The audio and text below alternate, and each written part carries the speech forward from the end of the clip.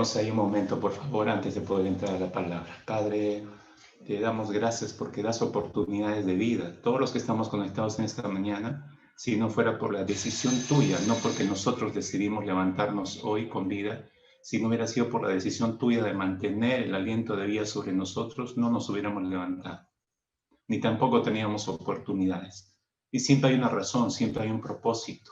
Por favor, ayúdanos a comprender las razones y los propósitos de tu vida en nosotros, del por qué sigues manteniéndonos en vida, a diferencia de muchos que han pasado a la eternidad a lo largo de esta pandemia, Señor. ¿Por qué no fuimos nosotros? Tiene que haber alguna razón. Y la razón sigue siendo probablemente siempre la misma. Necesitamos oír lo que tú dices. Y ahí está el secreto de todo, Señor. Si te oímos con cuidado en esta mañana, de hecho, Señor, que no solamente sacaremos lecciones beneficiosas, sino que nuestras vidas serán transformadas. Tú estás en la ardua labor de transformar nuestras vidas, Señor. Pero es nuestra responsabilidad dejar que eso ocurra, entrar a la dinámica de tu corazón para permitir que esto ocurra, Señor.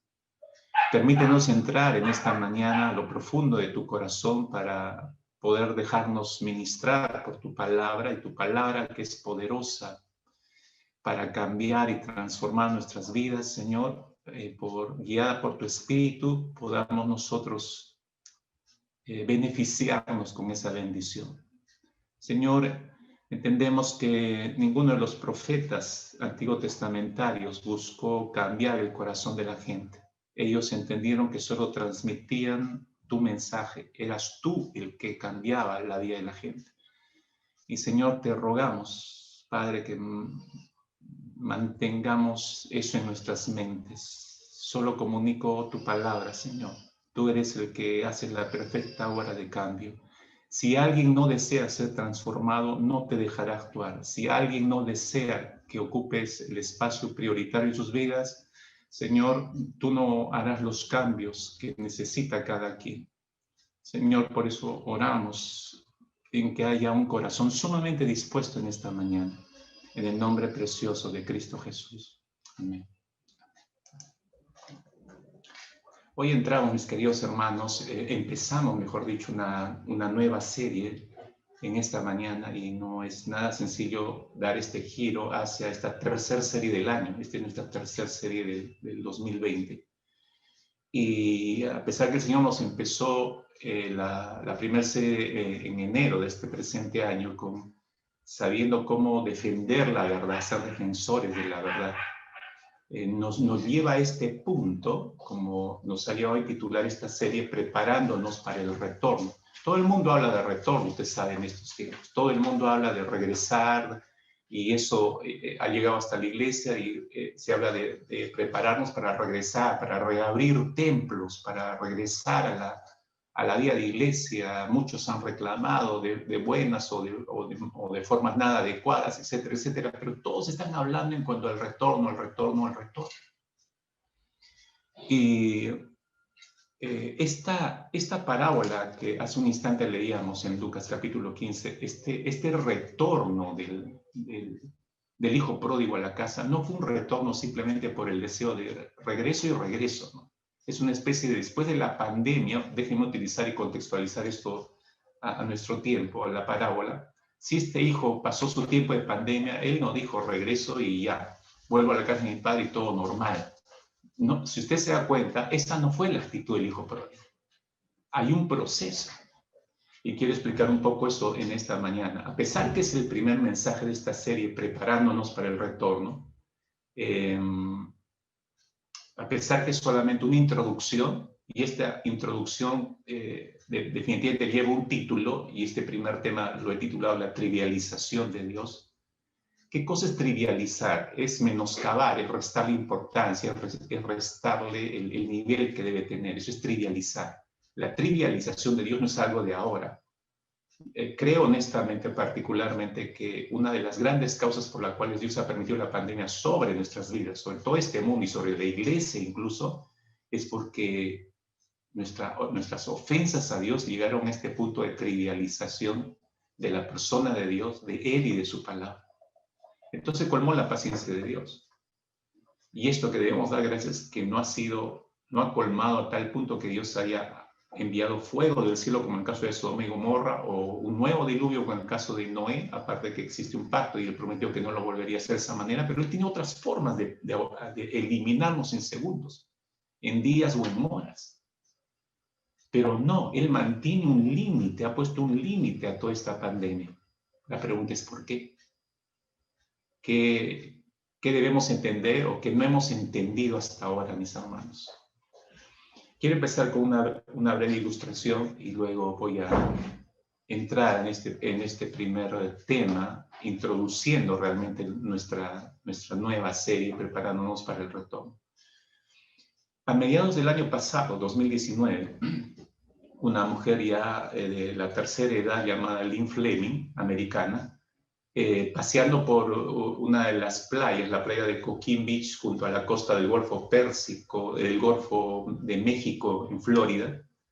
Estaba paseando con su familia y usted sabe, a veces nos ha pasado, no sé si a usted le ha ocurrido, está caminando en la orilla, mojándose los pies y a veces hay unos baches, ¿no? Que uno no nota porque el agua la está tapando, entonces usted pisa y se va en falso y se cae o se tropieza, ¿no? En esos agujeros que hay en la arena, ¿no? Eso le ocurrió a Lynn Fleming y tropezó en estos agujeros y cayó. Y cuando sus hijos que estaban junto con ella la levantaron, lo que notaron es que tenía una pequeña herida que no tenía ni 2 centímetros, pero sí que se inflamó un poco su pierna, ¿no? Como dijo uno de sus hijos, era solo un pequeño corte que no le dieron demasiada importancia. Pero los 2 siguientes días la historia fue cambiando. Ella misma, Lynn Fleming y sus hijos empezaron a notar que la herida no mejoraba, la inflamación no bajaba y no paraba de sangrar la herida, ¿no? Haciendo una herida tan pequeña, ¿no? Entonces decidieron acudir a un centro médico y la llevaron a un centro médico. Entonces los médicos inmediatamente atendieron a Lynn y le decidieron colocar una vacuna para el tétanos y le prescribieron varios antibióticos inmediatamente. Siguieron un protocolo médico en esos casos, ¿no? Entonces le enviaron a su casa, pero las siguientes horas no mejoraba. Al día siguiente tuvieron que traerla de urgencia a sus hijos porque la encontraron inconsciente en el suelo de su dormitorio. Entonces, después de realizar varias pruebas, los médicos descubrieron, este fue el diagnóstico que dieron los médicos a Lynn Fleming, que ella tenía una fascitis necrosante. ¿Qué es eso? Usted dirá. Es una enfermedad rara y letal causada por una bacteria que la conocen como bacteria carnívora, que avanza por el tejido subcutáneo de la piel. Los médicos le comunicaron inmediatamente esto a sus familiares, el descubrimiento, y les dijeron que la mamá de estos jóvenes había contraído esta bacteria cuando cayó en el mar y tropezando y se abrió la herida, ¿no? Allí es donde ingresó la bacteria. Entonces, al ver el diagnóstico, el equipo de cirujanos vieron que la pierna estaba empezando a necrosarse. Entonces quisieron intervenirla para salvar, ¿no? Parte de la pierna. Pero desafortunadamente, en plena operación, Lynn Fleming sufrió 2 embolias en plena mesa de operaciones. En ese momento los médicos se percataron de algo que no esperaban encontrar. Comprobaron que la infección provocada por esta bacteria carnívora se había extendido por todo el organismo de esta mujer, y a pesar de los esfuerzos denodados que hicieron el equipo de médicos ese día, Lynn Fleming falleció en la mesa de operaciones.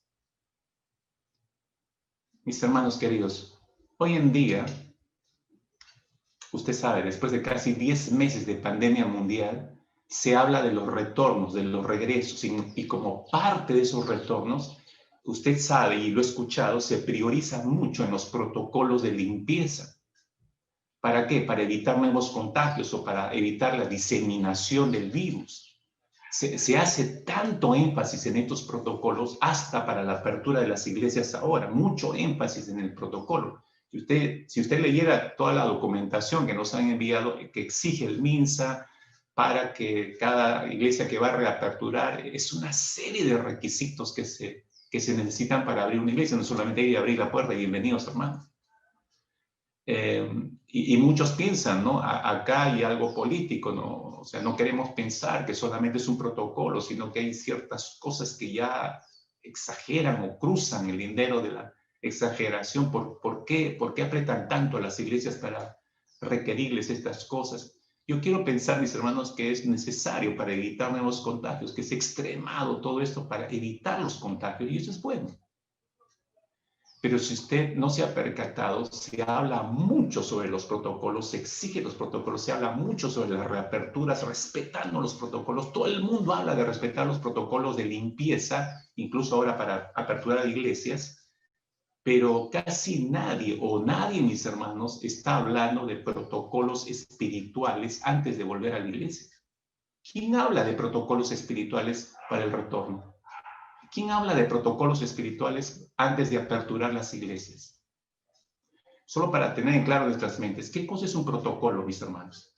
En la pantalla le va a aparecer una pequeña definición. En sentido general, en términos generales, protocolo es una regla que guía de qué manera debe realizarse una actividad determinada. ¿De qué manera? Es una regla que guía de qué manera debe realizarse una actividad determinada. Esto es una definición en términos generales, por supuesto. Ahora, pero tomando eso como un punto de partida, si todos los cristianos, piense conmigo en esta mañana, si todos los cristianos, verdaderos cristianos, estamos de acuerdo en que esta pandemia no tomó por sorpresa a Dios. Es más, Él mismo la ha permitido y la está usando como una herramienta de disciplina para toda la humanidad.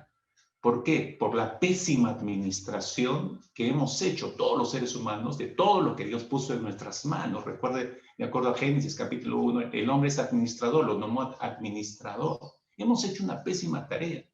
Si no, no estaríamos en el riesgo de que ya antes de lo previsto se van a terminar cada vez es mayor el deshielo de los casquetes polares. Eso pone un riesgo a toda la humanidad. El tremendo agujero de la capa de ozono, todo eso habla la situación de hambre, la situación de desigualdad, la situación de corrupción en todo el mundo. Eso habla de mala administración del ser humano, de todo lo que Dios ha puesto en nuestras manos. Entonces, Él mismo ha permitido y está usando esta pandemia mundial como una herramienta para la disciplina del hombre, ¿no?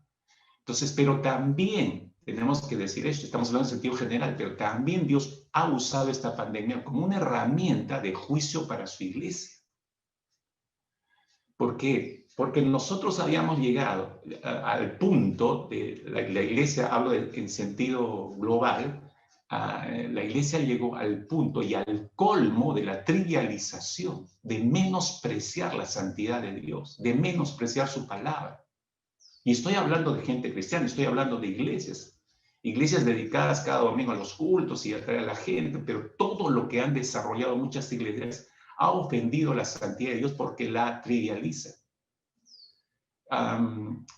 Iglesias que tienen todo un movimiento sorprendente cada domingo, pero usted no encuentra ni una sola palabra de Dios, máximo la lectura de un versículo, pero todo lo demás gira en torno a mensajes muy humanos de ayudar a la gente a lograrse, a animarla, a que logre todos sus asuntos, a satisfacer sus deseos, pero no hay dirección de la palabra de Dios. ¿Usted cree que Dios no va a sentirse ofendido por eso? Pero este es el punto, mis hermanos. Si todas las iglesias del mundo fuimos cerradas por esa razón, justos por pecadores, porque no todas las iglesias operaban así, obviamente. Mi pregunta es la siguiente: ¿cuántas han comprendido, hermanos míos, por favor, comprende esto? ¿Cuántas iglesias en el mundo han entendido la razón y los propósitos de Dios en su voluntad permisiva para este cierre de iglesias? Ya vamos 10 meses. ¿Cuántos han entendido? Evidentemente, parte del propósito de Dios ha sido en medio de este encierro pandémico de la iglesia del Señor, en medio de esta cuarentena pasada, la pretensión del Señor, obviamente, mis hermanos, ha sido que reflexionemos. La iglesia use este tiempo para reflexionar en cuanto a lo que ella es en esencia como iglesia. Una identidad que ya la empezó a perder hace mucho tiempo atrás. Evidentemente, otro de los propósitos es para que reflexionemos en lo que la iglesia no solo es en esencia, sino debe hacer Es decir, una misión que ha dejado de realizar o que ha dejado de practicar. En medio de todo este mundo, para eso nos colocó, para hacer sal y luz. Esencia de lo que somos y propósito, la misión de la iglesia. Ambas cosas se perdieron de vista, hermanos. Honestamente se perdieron de vista. De pronto, por eso usted ve, Europa cerró iglesias, porque interfiere. América cerró muchas iglesias. ¿Por qué? Porque interfiere con sus deseos de autosatisfacción. Entonces no quieren a Dios ya. No quieren a Dios. Esto pasó muchísimos años atrás, prohibiendo la lectura de la Biblia en los colegios, y esa generación, desde esa generación, fue terrible. Década de los 50, entrando a los 60, se prohibió la lectura de la Biblia que había en los colegios en Estados Unidos, y se vino abajo todo para Estados Unidos desde esos años. Y Europa, por cierto, también es una tumba para con Dios. Ahora, si todo esto ha ofendido a Dios y Él está usando esta pandemia para disciplinar al mundo y para ajusticiar a su propia iglesia, ¿cuántas iglesias han entendido esto? ¿Cuántos creyentes están comprendiendo esto, mis hermanos? Si los verdaderos cristianos estamos de acuerdo que esta fue la razón que Dios permitiera para que ninguna iglesia siguiera operando de manera normal y presencial, y que el Señor nos mandó a reflexionar sobre lo que somos y hacemos o no hemos hecho como iglesia, y si nosotros no hemos invertido tiempo para hacer eso, ¿cree usted que estamos preparados para volver? Mire, podríamos volver sin haber reflexionado en lo ocurrido. Eso es sencillo. Podríamos volver sin haber analizado todos nuestros delitos, pecados y errores cometidos antes de la pandemia que ofendieron a Dios. Si no hemos empleado para hacer un autoanálisis de eso, mis hermanos, entonces vamos a volver y vamos a volver a cometer los mismos pecados que ofendieron a Dios. Eso es lo más seguro, hermanos, por simple lógica. Que hay cosas que hemos olvidado y que son importantes tomarlas en cuenta en este volver, en esta reapertura de iglesias. Miren, hemos pasado por algo importante, por eso yo empezaba nuestro tema leyendo Lucas 15. Cuando el hijo pródigo decidió volver a la casa de su padre, hemos olvidado que él lo primero que hizo es hacer un análisis de su vida. Primero hizo un análisis de su vida. Y ese análisis, ¿qué le demostró al hijo pródigo? Voy rápidamente. En el versículo 17, estoy en Lucas 15, el versículo 17, le mostró cuánto había perdido el hijo pródigo. Miren las palabras del hijo pródigo. Dice, ¿cuántos jornaleros en la casa de mi padre tienen abundancia de pan y yo aquí perezco de hambre? Está haciendo un análisis. Está entendiendo todo lo que ha perdido. No solamente el análisis le ayudó a darse cuenta de lo que había perdido, sino también, versículo 18, le mostró a quién había ofendido. He pecado contra el cielo y contra ti. Ese orden es interesante, no he pecado contra Dios y contra mi Padre. Había una persona terrenal, pero había ofendido a Dios. El análisis le ayudó a entender a quién había ofendido. En tercer lugar, versículo 19, le mostró la dimensión de sus heridas. ¿No? Versículo 19, cuando él dice, ya no soy digno de ser llamado tu hijo. Había perdido toda su dignidad este joven. El análisis le está haciendo dar cuenta de eso. En cuarto lugar, le hizo dar cuenta el peligro de infección en la que se hallaba. Este joven, en la parábola, no fue como Lynn Fleming, esta mujer, que no le dio importancia a su heridita de 2 centímetros. No. El análisis le hizo dar cuenta a este joven, sí, tengo una heridita de 2 centímetros, pero que se ha infectado tanto, y si no hacía algo al respecto, me refiero al hijo pródigo, después de esa evaluación que estaba haciendo, esa bacteria carnívora que él mismo había permitido que ingrese a su vida terminaría devorando el corazón de este joven y moriría. Él lo sabía. Por eso es que usted ve acción, analiza, ahora momento de accionar. Versículo 18 dice, me levantaré y iré a mi padre. Está en la reflexión analítica, en lo que va a hacer, pero luego lo ejecuta. Versículo 20, levantándose vino a su padre, dice. ¿Por qué operó? ¿Por qué accionó rápidamente? Porque se dio cuenta que la infección había avanzado tanto que si no hacía algo al respecto, lo iba a matar. Hermanos queridos, hemos olvidado estos detalles en la palabra. El hijo pródigo comprendió que su manera de vivir, su manera de actuar, su manera de pensar tenía antes de su pandemia, déjenme utilizar esta frase, antes de su pandemia, que lo llevó a ese estado de vida paupérrimo, tenía que quedar atrás y debía volver a la casa de su padre siendo otro hombre, pensando de forma diferente, actuando de forma diferente. Y se nota en el regreso, ¿no? Levantándose y viniendo su padre, ya hay un cambio de pensamiento, ya hay un cambio de accionar, ya hay un cambio de voluntad. Lo que quiero decir y que espero que le quede claro es, el hijo pródigo siguió el protocolo espiritual de Dios. Y solo para ayudarle, ¿no? Aquí. ¿Qué hizo? En primer lugar, él evaluó, y eso es lo que tenemos que hacer nosotros. Él evaluó su situación de alejamiento de Dios. ¿Cuánto se ha alejado usted de Dios en estos últimos 10 meses? Que lo están evidenciando su forma de pensar y de actuar, no solamente dentro de su familia, sino en todos los ámbitos. Tenemos que evaluar. En segundo lugar, se arrepintió de su mal proceder. No es solamente evaluar, es llegar al punto de arrepentimiento. Esto está mal, esto estoy haciendo mal. Dios, perdóname, me arrepiento de esto, no es correcto, es arrepentimiento. En tercer lugar, volvió. Como decía yo, no lo dejó en la reflexión nada más, muchos lo dejan en la reflexión. Bacán el mensaje, pastor, hoy poderoso, uy sí, nos ha dado con mazo, la frase preferida de muchos, ¿no? Mi pretensión no es darle con mazo a mis hermanos, mi pretensión en esta mañana, recuerda, estoy haciendo lo de los profetas antiguos testamentarios. Me he tenido que convencer para quitarme la aflicción en mi corazón en estas últimas horas. Entendí que los profetas solamente comunicaban la voluntad de Dios, ellos no provocaban el cambio de vida de nadie.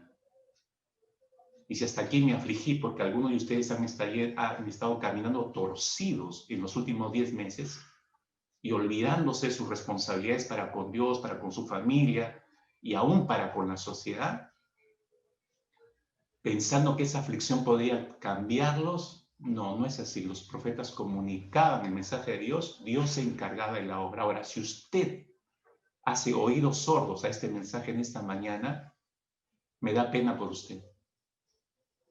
Porque usted está destinando su vida familiar, su vida personal, está destinando al fracaso. La bacteria carnívora va a terminar de devorar su cerebro, su corazón, y su vida se va a echar a perder.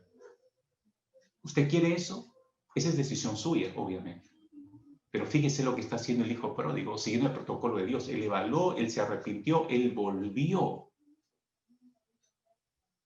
Voluntad, está ejerciendo su voluntad, volvió a su hogar, ¿no? De que volver, si se estropeó toda la relación familiar, yo tengo que volver a esa relación, pero no sin antes arrepentirme y haber evaluado qué yo he hecho mal para llegar a este punto en mi familia, en mi matrimonio, en la relación con mis hijos, en la relación con mis hermanos en la fe, en la relación con Dios. Recuerden lo que dijo el hijo pródigo: he pecado contra el cielo y contra ti, dijo el hijo pródigo. Volvió a su hogar. En cuarto lugar, él redarguyó a quien dañó. Habló con el padre, se humilló delante de su padre, postrado de rodillas: Padre, no merezco ser tu hijo, he perdido toda la dignidad. Está redarguyendo el corazón del padre. O sea, no es solo la reflexión, es ir y hablar con la persona que se dañó para redarguir. Y por último, él cambió su forma de pensar y actuar. Fue diferente, fue totalmente diferente. Hemos olvidado estos detalles, mis hermanos, en la parábola del hijo pródigo. El hijo pródigo no dijo: yo paso la pandemia, o ya pasó la pandemia, y reabramos el templo, asistamos normalmente, retomemos nuestras vidas como era antes. No, eso no hizo el hijo pródigo. Y tampoco nosotros creo que debemos hacerlo así. No debemos hacerlo así. Se habla, como decían mis hermanos, se enfatiza hoy mucho acerca de los protocolos de limpieza para evitar nuevos contagios. Debemos igualmente hablar nosotros de protocolos espirituales de limpieza para evitar nuevamente contagiarnos con todo lo malo que hicimos antes de la pandemia y con todos los pecados cometidos antes de la pandemia. Por eso es importante hablar de protocolos espirituales antes del retorno. Porque si por nuestro mal proceder como iglesia en el mundo fuimos paralizados por Dios, hermanos queridos, debemos analizar nuestro corazón.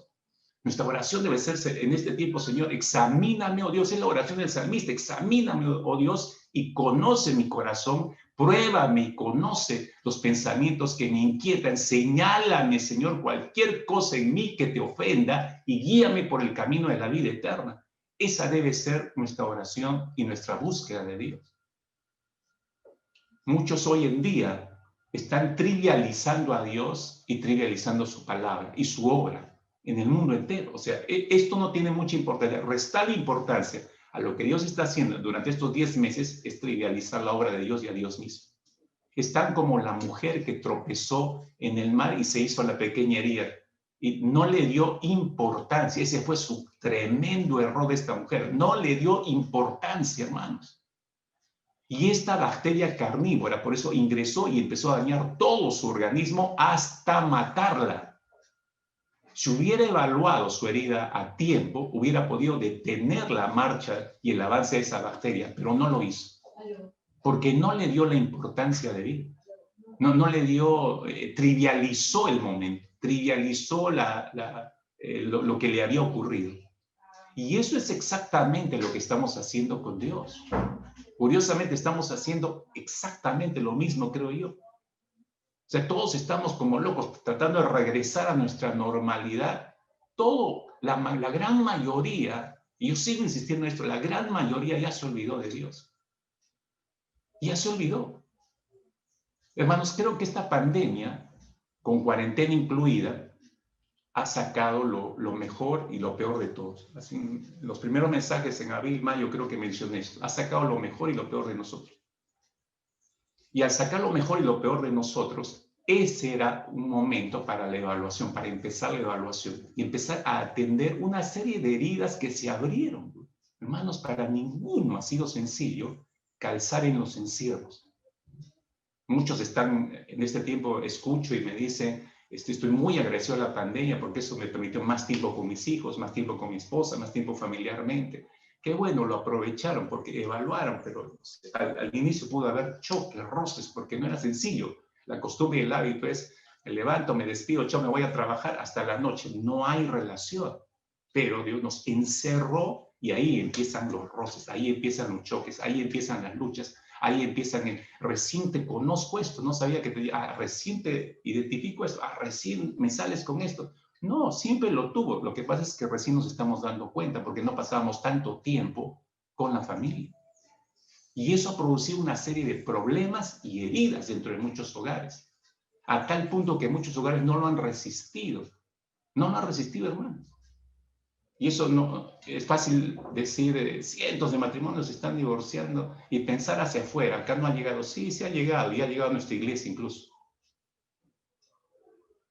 Gente que no se tolera ya, matrimonios que no van para más, según ellos. ¿Y usted cree que todo eso no ofende a Dios? Por supuesto que ofende a Dios. No hemos entendido lo que Él quiso hacer o lo que está haciendo aún. La pandemia sacó lo mejor y lo peor de nosotros. El encierro sacó lo mejor y lo peor de nosotros. Pero era un momento para evaluar y atender una serie de heridas, pero al parecer muchos no comprendieron esto y no evaluaron esas heridas y han dejado que la bacteria carnívora avance sobre sus mentes y sobre sus corazones y carcoma todo, absolutamente todo, y ya empezó a hacer desfallecer la vida espiritual de muchos. Ya empezó a hacer desfallecer tu matrimonio, ya empezó a afectar tu vida familiar, ya empezó a afectar tu vida laboral, ya empezó a afectar tu vida de iglesia, ya empezó a hacer estragos en tu servicio al Señor, en tu consagración a Él, porque le has permitido que la bacteria avance cuando debiste haberte parado y evaluar. Echemos un ojo en nuestro corazón, evaluemos nuestro corazón, mis hermanos, porque si de eso se trata, evaluemos nuestro corazón. Recuerda que estoy haciendo solamente una introducción, es como esta mujer Lynn Fleming. Lo que estamos haciendo esta mañana es solamente una evaluación de nuestra vida. Habrá un diagnóstico que Dios haga, que nos muestre cuál es el diagnóstico, el estado en que estamos después de 10 meses como iglesia. Y cuando hablo de iglesia, hablo de personas, individuos, somos iglesia, pero hablo en sentido general. Un diagnóstico de como iglesia. ¿Cómo estamos, hermanos? ¿Cómo estamos? Es una evaluación. Hay un diagnóstico y habrá un tratamiento seguramente. Esta serie se trata de eso, mis hermanos. Entonces, no es el mensaje de día domingo, no es un mensaje más, ¿no? Reescúchelo, transforme. A partir de este domingo yo le animo algo, hermano, hermana querida. En todas sus reuniones, sea personal, de grupo de encuentro, en cualquier reunión, empiece a hacer de los mensajes de día domingo el punto de conversación. Hay que remasticar esto, hay que repasarlo.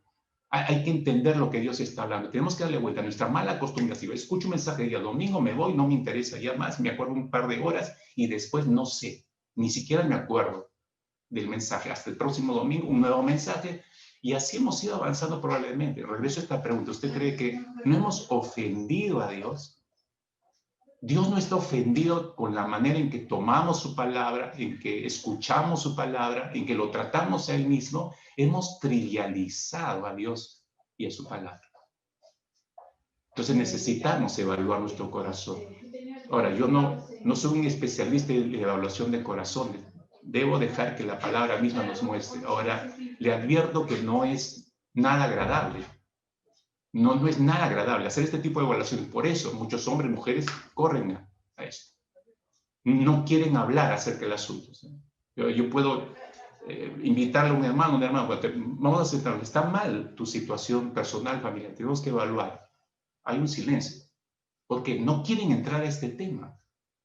Y usted dentro de un instante le va a explicar por qué no entramos a este tema, por qué no lo abrimos y pretendemos que todo va a ir muy bien. No va a ir bien, hermanos. No va a ir bien. El hijo pródigo no dijo, bueno, voy a regresar a la casa de mi padre, papá, hola, ¿qué tal? Y como si nada regresó, el padre lo hubiera recibido igual. Él sabía que su padre le amaba. No, hizo una evaluación, se arrepintió. Hubo un cambio de mente, hubo un cambio de voluntad. Todo lo hizo diferente cuando regresó, si usted se ha dado cuenta. Evaluemos un poco nuestro corazón, mis hermanos, y veamos en qué estado lo ve Dios que está. No en qué estado yo lo veo que está como un pastor, sino en qué estado Dios ve que está nuestro corazón. En Isaías capítulo 1 es un gran texto que quebró mi corazón y que confieso que es un texto muy difícil y muy complicado, incluso no solo de leerlo, sino de asimilarlo.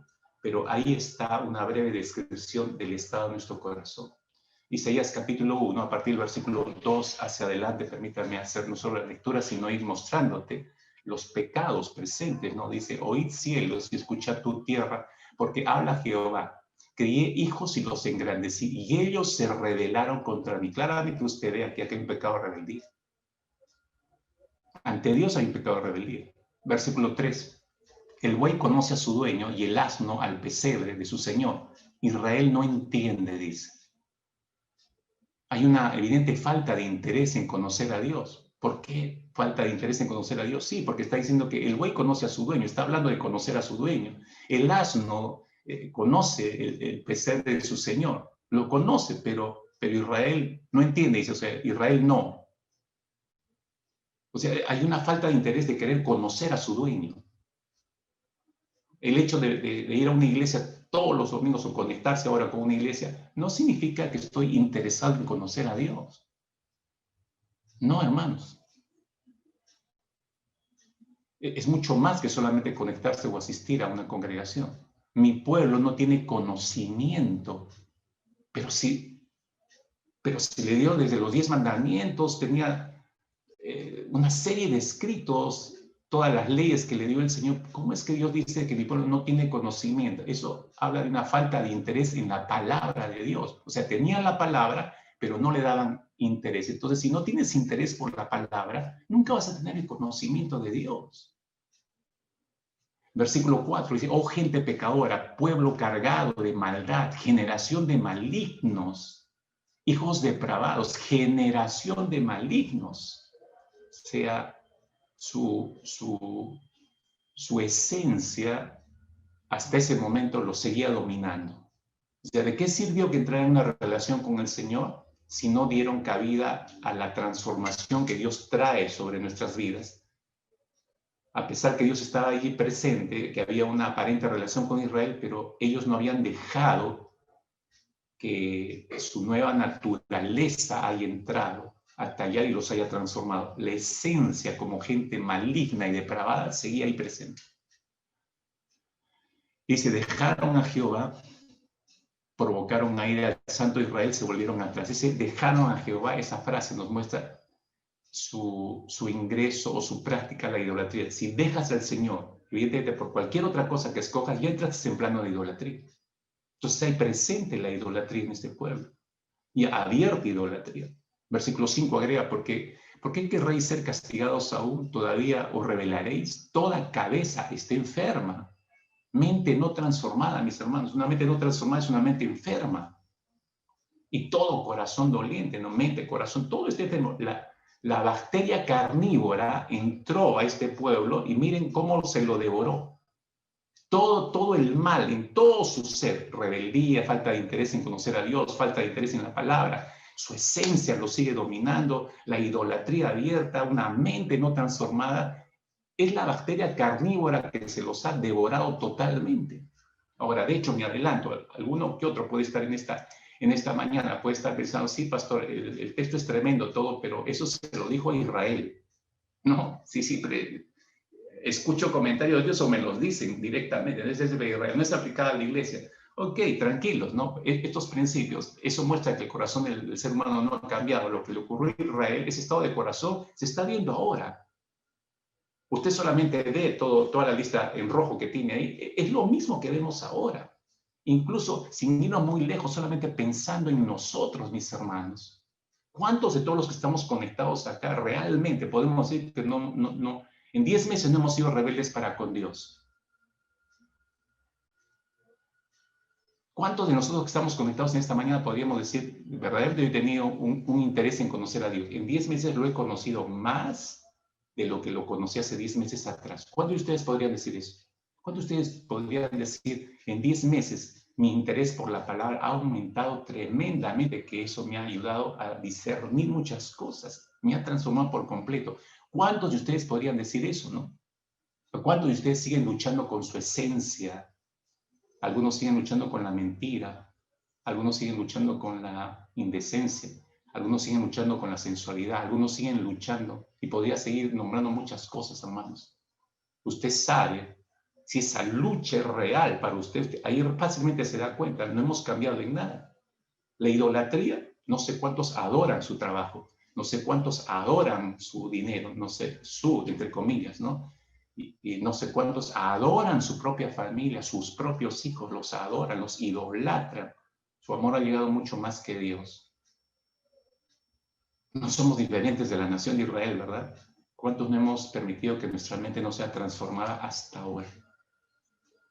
Pero, para ser más contundente, obviamente la palabra no lo voy a dejar ahí, pastor, está buena su justificación, pero eso fue para Israel. Ok, vayamos a Apocalipsis, Nuevo Testamento, ya no es Israel. Apocalipsis capítulo 3, encontramos parte de las mensajes de las 7 iglesias de Apocalipsis. Se dice en los que interpretan los mensajes a las 7 iglesias de Apocalipsis que estamos viviendo, las iglesias de Apocalipsis, cada iglesia representa una etapa, una era en la vida de la iglesia. Estamos viviendo la última etapa de la iglesia, dice que es la de la iglesia de la Odisea, el último mensaje de los 7 a la Odisea, una iglesia totalmente fuera de Dios.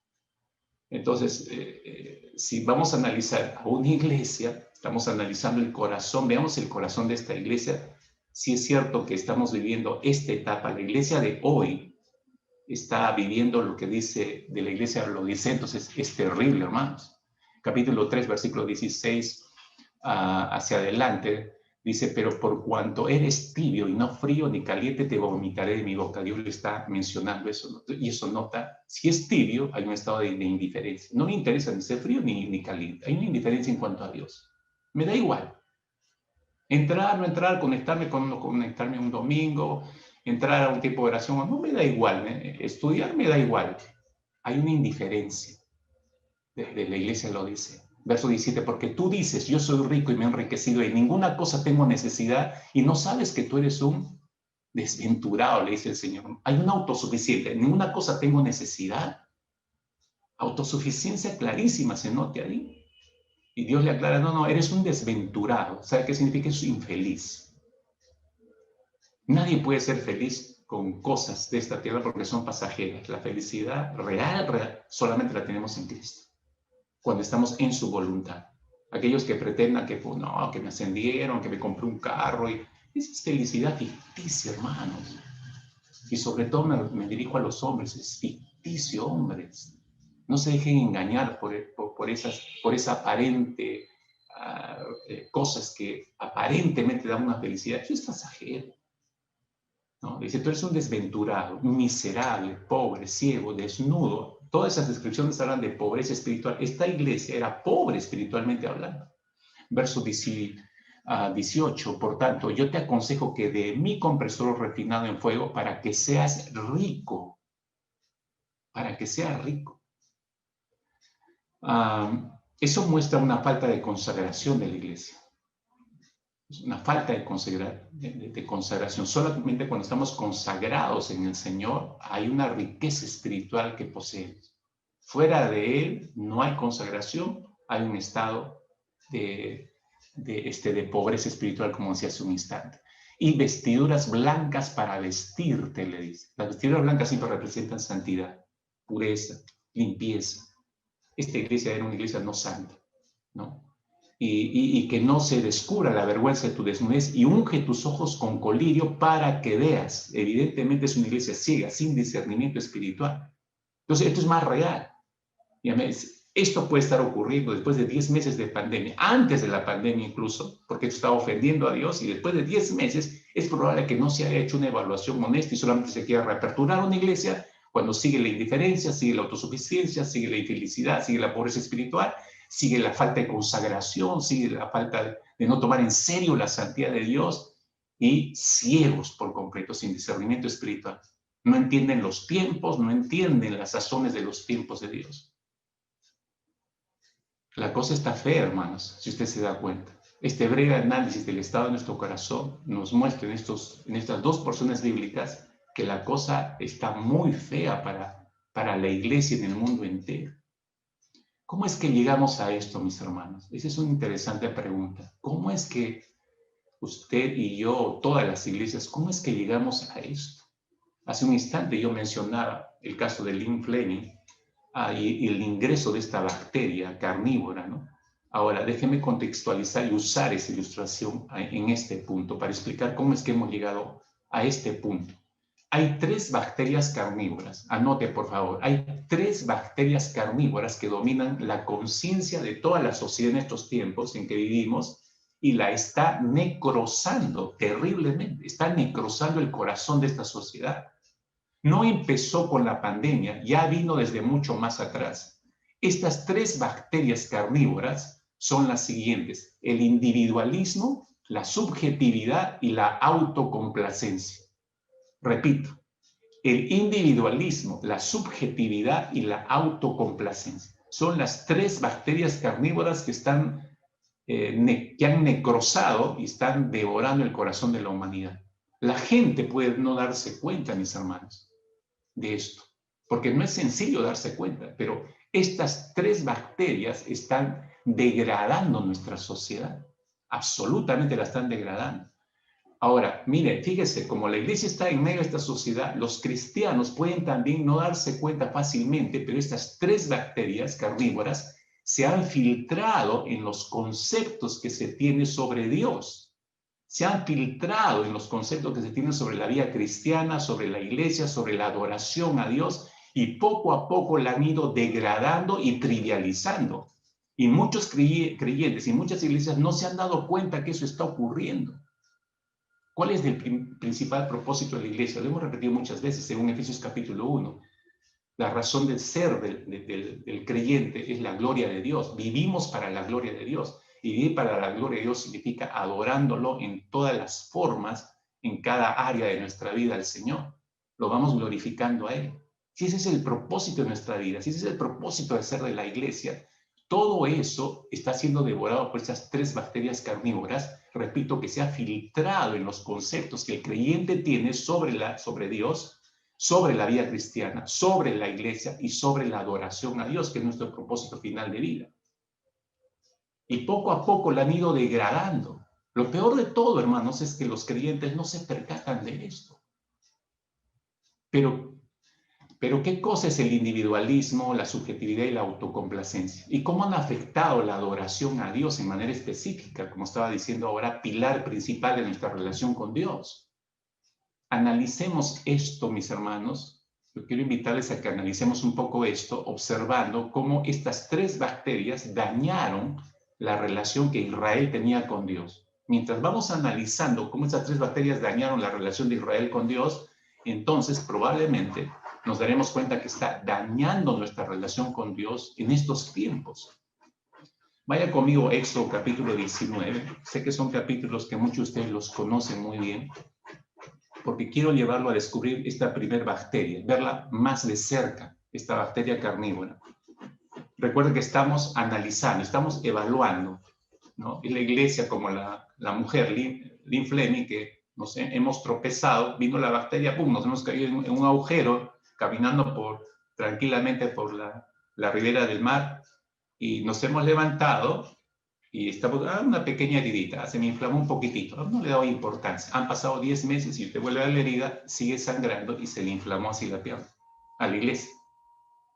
En eso estamos. Entonces, ¿qué pasó acá?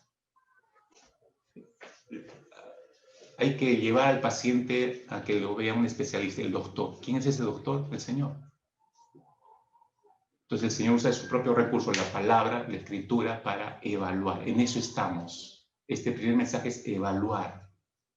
Evaluación, mis hermanos. Por eso es tan importante la evaluación. Éxodo capítulo 19. Este pueblo, usted sabe,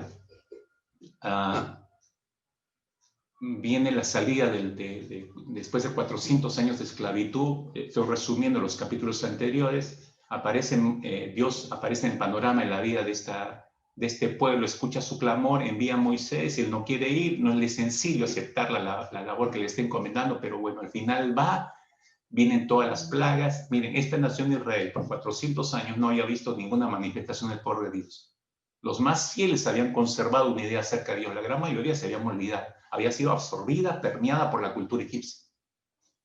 Nunca antes habían visto tal manifestación del poder de Dios, pero lo vieron a través de las 10 plagas. Eso debió haber reconvenido mucho el corazón, pero no lo hizo. Luego usted sabe, es sacado, cruza el Mar Rojo, los egipcios detrás, se abre el Mar Rojo. Nunca habían visto en su vida todo eso. Esas experiencias debieron haberlo marcado esta nación, pero no lo hizo, hermanos. No lo hizo. La mente de esta gente no está en el momento más óptimo para asimilar todo esto de Dios. Y Dios sabe perfectamente que están así. ¿Sabe cuánto tiempo duró desde que salieron de Egipto con todas sus cosas para llegar hacia el sur, la península sinaítica? Usted recuerda en el mapa, es como una punta. Ellos salen de Egipto y son llevados bordeando el Golfo Pérsico, bordeando hacia el sur, hacia la punta, la península sinaítica. Ahí está el monte Sinaí. 3 meses les demoró llegar a ese punto. 3 meses les demoró llegar hasta las faldas del monte Sinaí. ¿Para qué? Para recibir las tablas de la ley de Dios. Entonces, así empieza el capítulo 19, diciendo, en el mes tercero de la salida de los hijos de Israel de la tierra de Egipto, 3 meses después de haber salido, estaban en las faldas del monte Sinaí. Entonces, viene una preparación de parte de Dios a continuación. Y esa preparación tiene que ver con una serie de normas que le va dando Dios para entrar a este tremendo capítulo de 20, donde reside las tablas de la ley de Dios.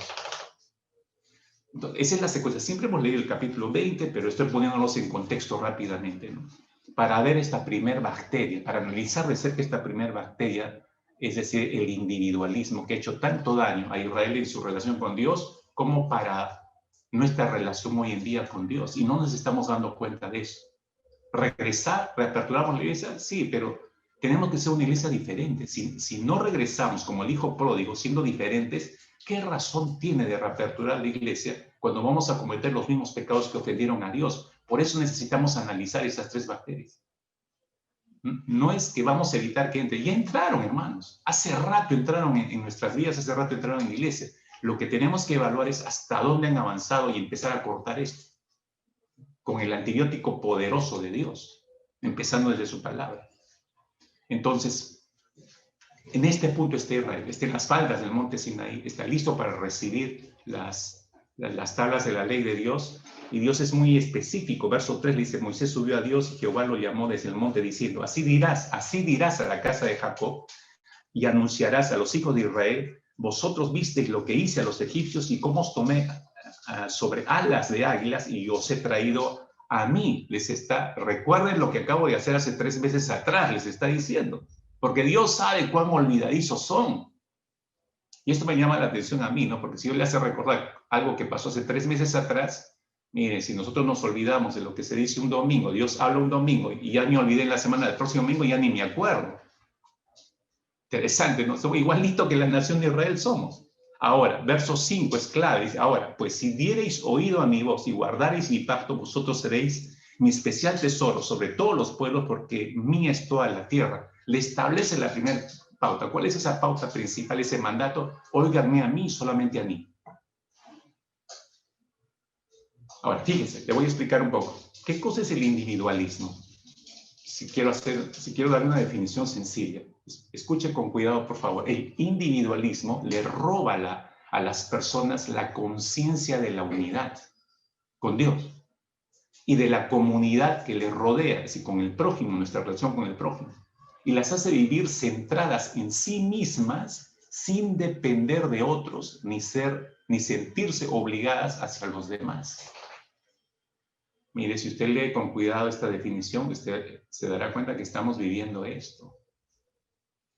En la adoración a Dios, ahora pensando en la adoración a Dios, este individualismo, ¿sabe cómo se manifiesta? Se manifiesta por la tendencia del adorador cristiano al adorar a Dios de acuerdo a 3 cosas, ¿no? Ahí se manifiesta su individualismo, ¿no? O sea, no hay una conciencia de unidad con Dios y menos con el prójimo, ¿no? En su forma de adorar, en otras palabras, podemos notar 3 cosas que muestran su individualismo. ¿Cuáles son esas 3 cosas? En primer lugar, su estilo personal de adoración. Escuche atentamente y filtre, ¿no? O sea, su propia vida, filtrela por esto. O sea, podemos estar, o ya hemos estado practicando esto, y esto ofendido a Dios. Estilo personal, ¿qué quiere decir, pastor, con estilo personal? Es decir, menospreciamos las normas dadas por Dios, las exigencias dadas por Dios, las menospreciamos y las reemplazamos por nuestro propio estilo, que no es tan exigente como lo es las exigencias de Dios, o que no es tan pegado a la letra como son las normas de Dios. Más bien, nuestra forma de adoración es más informal, más casual. Bien peruanos somos en eso. Voy a poner un ejemplo para que me comprendes. Hay lugares, hermanos, en el mundo entero donde se exigen los protocolos exigen cierta forma de vestir cuando se va a entrar a por ejemplo, a un concierto, a una ópera. No sé si usted ha visto eso. Para entrar esto era más estricto en siglos pasados. Hoy como que se ha relajado un poco, pero todavía se conserva cierto protocolo, ¿no? Si vas a ir al estreno de una ópera, tienes que ir mínimo hoy en día con terno y las damas con vestido formal. O sea, no puedes pretender entrar al estreno de una ópera, ay, no, está haciendo mucha calor, no me voy en shorts, sandalias y mi polera. Te van a rebotar desde la puerta, no puedes. Siglos pasados era tan estricto esto que los hombres iban vestidos de frac. Hasta el día de hoy en algunos países se exige eso, con frac y con sombrero de tarro, como le llaman. Y las damas están peinadas con peinados altos y con vestidos de gala. Solamente así entraban a los estrenos de las óperas. Había un protocolo estricto en ese sentido. ¿Por qué? Porque los asistentes debían engalanar la ópera. Eso está en sus preceptos, ¿no? Entonces, como decía, nadie podía presentarse con vestido de ropa casual, ¿no? Nadie podía presentarse diciendo, bueno, ustedes son muy exigentes en el vestido, ¿no? Pero esto no es cómodo para mí, esto no va conmigo, no pueden exigirme. Yo tengo otro estilo, yo soy más informal, me gusta estar cómodo.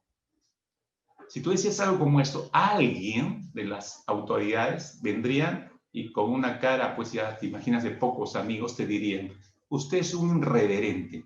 Usted no respeta las normas establecidas y exigidas. Para usted su estilo será cómodo, pero su comodidad está violentando las normas ya establecidas en este sagrado recinto de ópera. Su conducta está ofendiendo a las autoridades que han establecido estas normas. Eso le diría. Pero este dicho nos puede ayudar a entender cuánto podemos estar violentando a Dios. Dios tiene una forma, su palabra es muy clara, hay una forma de entrar a adorar a Dios. Nosotros le hemos dado vuelta, hermanos. O sea, ese estilo es demasiado exigente. Yo soy más informal. No, esto es demasiado. Bueno, me relajo en esto, me relajo en aquello, y le ofrecemos una adoración mediocre. Porque ese es nuestro estilo. Regreso a la pregunta, ya no sé cuántas veces la voy a hacer. ¿Usted cree que eso no va a ofender a Dios? ¿No lo ha ofendido a Dios? Bueno, esto exactamente estaba haciendo la nación de Israel en el Sinaí.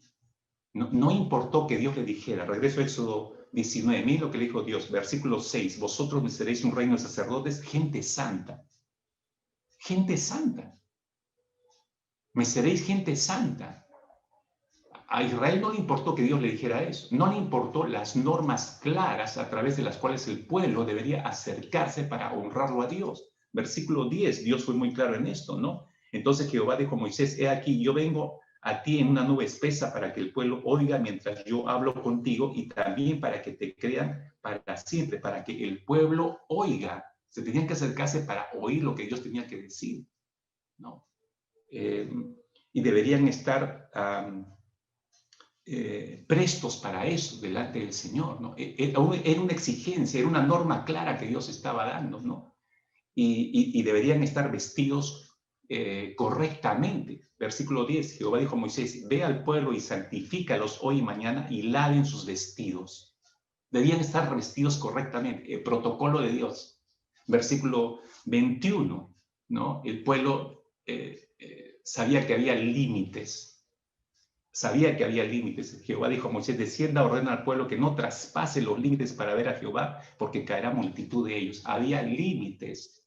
Entonces está bien acercarse a Dios, pero Dios es un Dios santo, no es mi pata, no es mi vecino de la vuelta. Dios es santo. Tengo que reconocer que hay ciertos límites entre Dios y yo. Cuando Isaías vio la manifestación de la gloria de Dios, dijo, ¡ay, qué muerto soy! Él sabía los límites. Nosotros hemos desdibujado los límites. ¿Por qué? Porque hemos trivializado la persona de Dios. Ellos dijeron, ¿no? Bueno, eso es lo que Dios dice. Israel dijo esto. No, eso es lo que Dios dice. Pero nosotros tenemos otras formas, otro estilo. Lo nuestro no es tan ceremonioso, es más casual. Esta gente pensó, Israel pensó y actuó como los hijos de Aarón. ¿Recuerdan? Aquellos que fueron quemados en la presencia del Señor, que entraron medios ebrios y a ofrecer adoración y incienso que Dios nunca les mandó, ¿se acuerdan? Igual actuaron de esa misma manera. Pensaron que podían, escúchenme, pensaron que podían trivializar las normas de Dios. Pensaron que podían trivializar las exigencias de Dios para todo aquel que se acerca a su presencia. No, pensaron que su informalidad o su propia forma para adorar a Dios no tendría consecuencias, que daba lo mismo, que a Dios le da igual. Hermanos míos, no le da igual a Dios. A Dios no le da igual. Hay exigencias de Dios. Sed santos como yo soy santo. Esa es una exigencia de Dios. Y uno no la puede trivializar o menoscabar o darle menos valor. ¿No es acaso, mis hermanos, haciendo una aplicación y haciendo algo exhaustivo mirando hacia el interior de nuestro corazón, no es acaso esta misma actitud la que permea el corazón de muchos cristianos hoy en día? Creen que no importa mucho lo que Dios haya dicho en la forma de acercarse a su presencia para adorarle. Entonces trivializan, menoscaban, restan importancia a lo que Dios haya dicho por escrito. Restan importancia a la santificación, por ejemplo. Restan importancia a la consagración del creyente. Restan importancia a la humillación que debe tener el creyente cada vez que se acerca a Dios. Restan importancia a la postración, tan importante para mostrar lo que hay en el interior y luego en el exterior. Restan importancia a la exigencia del Señor, como decía, a ser santos como Dios lo es. Eso es trivializar, eso es restar importancia a las exigencias de Dios. Entonces, ahí hay un problema en nuestro estilo personal, no es lo que nosotros querramos. Eso nos lleva a nuestros deseos, porque está ligado a nuestros deseos, que es el segundo problema. Nuestros deseos.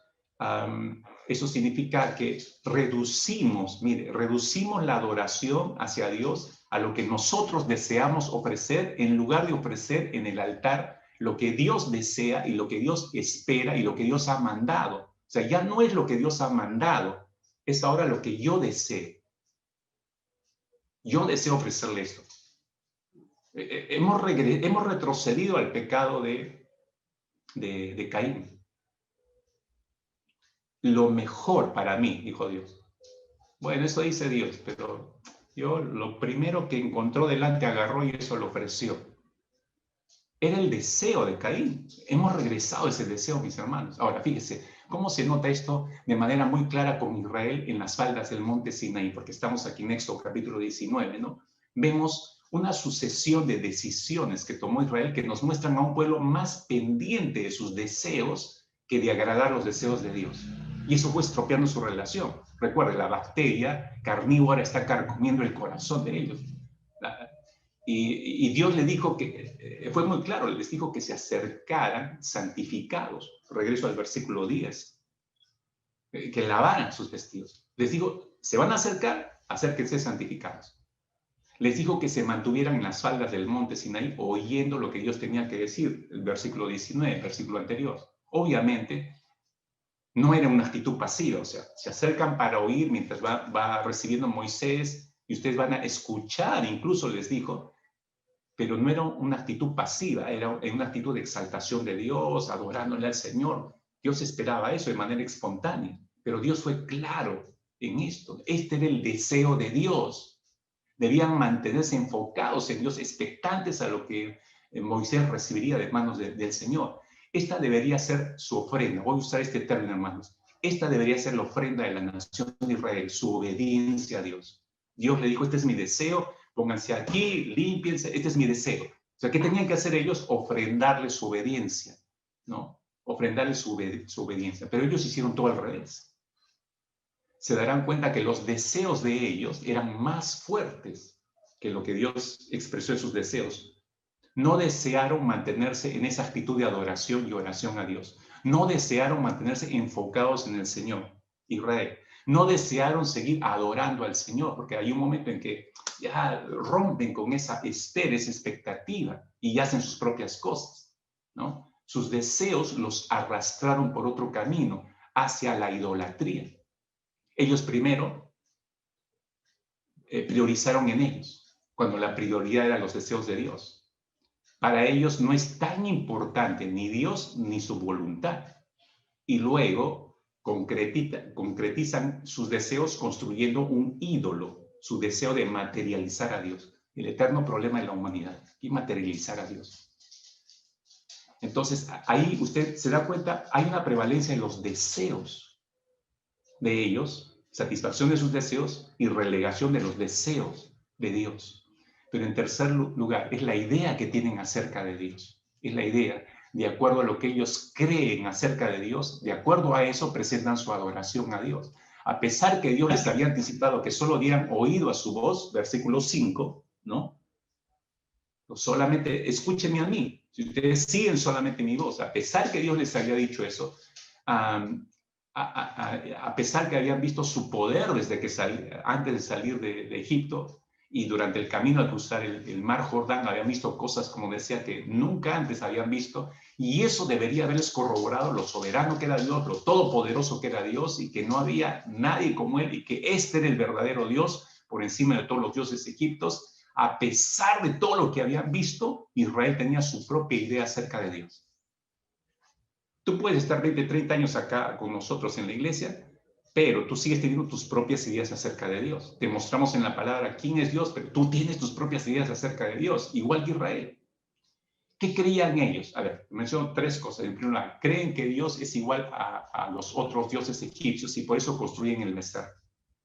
Ahora, esto no lo ves acá, esto lo ves, avanzas hasta Éxodo capítulo 32, que es donde se describe lo que ellos hicieron mientras Moisés estaba recibiendo las tablas, ¿no? Éxodo 32, 4, dice que Aarón fue el que hizo este becerro de fundición y todos gritaron: Israel, estos son tus dioses que te sacaron de la tierra de Egipto. Entonces ellos creían que Dios era igual a los demás dioses de Egipto. Recuerden, 400 años metidos con los egipcios, estaban permeados de eso. Pero lo que vemos en todo caso es un cuadro de sincretismo religioso. Recordemos que Israel es un pueblo que acaba de salir de Egipto. Su mente está imbuida de los miles de dioses egipcios y uno en especial es el dios Apis, el dios toro, y ese es el que hicieron. Curiosamente, ese es el que hicieron, el dios de la fertilidad de los ganados. Entonces ellos tienen una idea acerca de Dios, pero hay un sincretismo religioso, ¿no? Usted puede haber salido de canteras, yo no sé, del catolicismo apostólico y romano, usted solo ha cambiado de iglesia, pero tiene en su mente un sincretismo religioso, ¿no? Hay como ha unido la imagen del sacerdote con la del pastor, el rito de la iglesia católica con el rito de la iglesia evangélica, y de repente puede ser bien un sincretismo religioso. Pero escúcheme, eso ofende a Dios. Ellos creían que es un Dios que se le debe adorar a través de una imagen construida, ¿no? Éxodo capítulo 32, versículo 5, viendo esto, Aarón edificó un altar delante del becerro y pregonó a Aarón y dijo: mañana será fiesta para Jehová, ¿no? Viendo esto, Aarón edificó un altar, dice al becerro. Todos los dioses que Israel conocían en Egipto, a los cuales se habituaron durante 400 años, tenían una imagen definida. Egipto no tenía dioses, este es el Dios, pero este Dios es espíritu, nadie lo puede ver. No había esa concepción. Entonces, todos los dioses que ellos conocían tenían una forma definida. Los podían ver, los podían palpar. Y ellos están con esa creencia que el Dios que deben adorar debe tener una imagen construida. En tercer lugar, creen que es un Dios que se complace en una adoración sensual, basada en el deleite del adorador, que en deleitar a Dios mismo. Y eso lo vemos en el versículo 6, en el verso siguiente hay una palabra interesante, ahí dice que al día siguiente, ¿no? Y ese texto me llama siempre la atención a mí, al día siguiente dice que ellos madrugaron. Miren cómo uno puede madrugar para pecar. Al día siguiente madrugaron, dice, y los verbos siguientes nos muestran cómo va el camino hacia el pecado. Madrugaron, ofrecieron holocausto, presentaron ofrendas de paz, se sentaron el pueblo a comer y a beber, y luego, miren esta frase final, dice, y se levantó a regocijarse. La palabra aquí para regocijarse nos muestra un desenfreno emocional. Entraron en un desenfreno emocional después de comer y beber. Estaban medio embriagados y entraron en un tiempo de desenfreno emocional. Todo eso ofendió a Dios, obviamente, pero usted se da cuenta, ellos mantienen una creencia en su mente acerca de Dios. Me da temor pensar cuántos de ustedes tengan una creencia acerca de Dios que no es el Dios bíblico y que en función a esa creencia de ustedes, con un sincretismo religioso, incluso agregado de las religiones que antes practicaban, entonces se ha vuelto una ofensa constante, crónica delante de Dios, peligrosamente. Mire, antes que la nación de Israel pudiera leer las tablas de la ley, en el primer mandamiento de la ley de Dios, no tendráis dioses ajenos delante de mí, y antes de leer el segundo mandamiento, no te harás imagen, ni te inclinarás a ellas, ni las honrarás, porque yo soy Jehová tu Dios fuerte y celoso. Antes que ellos pudieran leer esto, antes, porque regreso a Éxodo capítulo 19, esa lectura de las tablas recién está en el capítulo 20 de Éxodo. Antes que ellos pudieran leer esos dos primeros mandamientos dirigidos exclusivamente hacia Dios, Dios les había dicho, capítulo 19, versículo 5, si diereis oído a mi voz. Es decir, solo deben darme oídos a mí. Ya les estaba describiendo lo que iba a dejar por escrito. Es su atención, su dedicación, su adoración solamente a mí. Solamente a mí tienen que darme oídos. Eso estaba diciendo Dios de anticipado. Sin embargo, hermanos, se construyeron un becerro. Ellos no querían un Dios que es espíritu. Este es un mal. No querían un Dios que no pudieran ver. Necesitaban un Dios que querían palpar. Siglos más tarde, esta misma nación ya no quería un rey en espíritu. No, querían un rey que pudieran ver. Y así levantan a Saúl. El mal se sigue repitiendo, ¿no? la materialización de Dios, porque este es su concepto de Dios. Lo que creen acerca de Dios debe ser un Dios como los dioses de Egipto pensaban. Entonces trivializaron la adoración a Dios y no le dieron la importancia de vida. Otra vez, si observamos nuestro corazón internamente después de 10 meses, y quizás antes de los 10 meses, es por eso que hoy en día también se sigue este patrón de comportamiento, si usted no se ha dado cuenta. Cada quien tiene su propia idea de Dios y según lo que crean acerca de ese Dios, le darán un tipo específico de adoración. Algunos creen que Dios no ve lo que acontece, no ve lo que hacemos, entonces adoran a un Dios ciego. Otros adoran a un Dios que no es omnipresente ni omnisciente, ¿no? Sordo, mudo, ciego, adoran ese tipo de Dios. Otros creen que Dios es buena gente, por eso no es tan exigente con ninguna de sus normas para adorarle. No importa si tu adoración no es sincera, no es honesta, no es íntegra, no es santa, Él te comprende. ¿Por qué? Porque es un buena gente. Muchos adoran ese tipo de Dios. Y esta es la razón, mis queridos hermanos, por la cual creemos que podemos estar con la iglesia adorando y al mismo tiempo practicando algún pecado. Creemos que podemos seguir sirviendo al Señor, pero no estamos en la voluntad del Señor ni estamos en comunión con Dios. Hemos olvidado, querida iglesia, hemos olvidado que Dios le dijo a Moisés cuando le urgió a bajar desde el Sinaí, ya le entregó las tablas y le dijo, mira, baja rápido porque tu pueblo que sacaste, estoy en Éxodo capítulo 32, versículo 7, Éxodo 32, versículo 7, le dice, baja pronto, ¿no? Porque tu pueblo que sacaste de la tierra de Egipto se ha corrompido. Y esa palabra es interesantísima. Dice, tu pueblo se ha corrompido. Es decir, la adoración que ese pueblo estaba levantando con un ídolo construido era una adoración corrompida, hermanos. Una adoración totalmente corrompida. La invasión que tenemos en estos tiempos del individualismo ha hecho que muchas iglesias se conviertan en una especie de agencias de servicio, hermanos, o de centros comerciales donde se le ofrece al individuo que quiere congregarse y hoy en día que quiere conectarse, se le ofrece lo que está buscando la gente. Los productos que se ofrecen obviamente van desde actividades, experiencias gratificantes, música gratificante, instrucción y entrenamiento religioso para niños, jóvenes que linden con mensajes motivacionales, etc. Eso se está ofreciendo como si fuese un supermarket. Por otro lado, la gente, según sea su personalidad y sus intereses particulares, va escogiendo la iglesia que mejor le parezca y mejor le ofrezca. Por supuesto, si más tarde esta iglesia ya no satisface esas áreas en su vida, va a abandonar esa iglesia y va a buscar otra. Y así paran viajando hoy en día. Y ahora es más sencillo porque están a la distancia de un clic. Chao, esta iglesia, no me gusta ya lo que hacen, busco otra iglesia en internet. Acá hay otra. Esto sí me exalta, esto sí me ayuda. Pasa un tiempo, ya no me agrada. Busca otra iglesia. Ahora es más sencillo.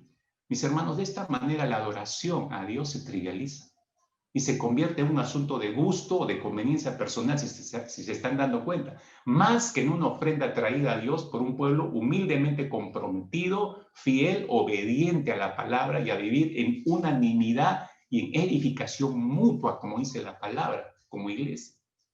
¿Cuán nocivo es el individualismo, mis hermanos? Debemos renunciar al individualismo. ¿No? Debemos renunciar al individualismo. Mire cómo estropeó su relación con Dios e Israel, cómo puede estar estropeando nuestra relación el día de hoy. Pero no es la única bacteria. Veamos la segunda bacteria que está trivializando nuestra adoración a Dios y que puede ser uno de los grandes problemas por los cuales Dios sigue ofendido hasta el día de hoy. La subjetividad, decíamos. Ya no solo el individualismo, sino la subjetividad. La subjetividad es una mezcla de irracionalidad y romanticismo, mis hermanos.